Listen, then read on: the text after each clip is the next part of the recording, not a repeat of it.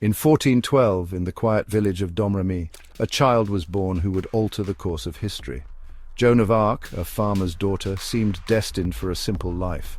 But the 100 Years' War raged across France, and her homeland was gripped by chaos and despair. Joan was devoutly religious from an early age.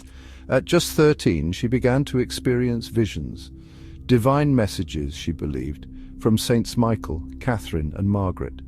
They told her she was chosen to lead France to victory and crown Charles VII as king. At 17, Joan defied the norms of her time. She left her home, cut her hair, and dressed as a man to meet the Dauphin, Charles. Skeptical at first, Charles eventually entrusted her with an army. Against all odds, this young woman inspired battle-hardened soldiers with her unwavering faith and conviction. In 1429, Joan led French forces to a miraculous victory at Orléans, turning the tide of the war. Her presence on the battlefield was seen as divine intervention, and her victories brought hope to a fractured nation. She soon fulfilled her mission, ensuring Charles was crowned in Reims. But Joan's triumph was short-lived. Captured by the Burgundians in 1430, she was sold to the English and put on trial for heresy.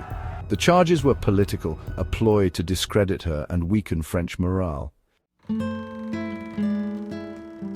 Joan, just 19 years old, stood firm. Despite days of relentless questioning, she refused to renounce her visions. Her unwavering faith was her strength, but it also sealed her fate.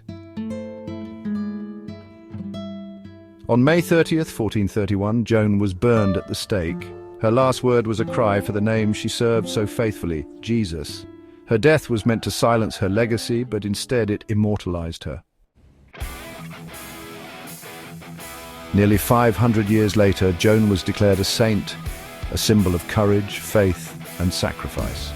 From humble beginnings to a martyr's end, Joan of Arc remains an enduring testament to the power of belief in the face of overwhelming odds. This is the story of Joan of Arc, the Maid of Orléans, the voice of destiny.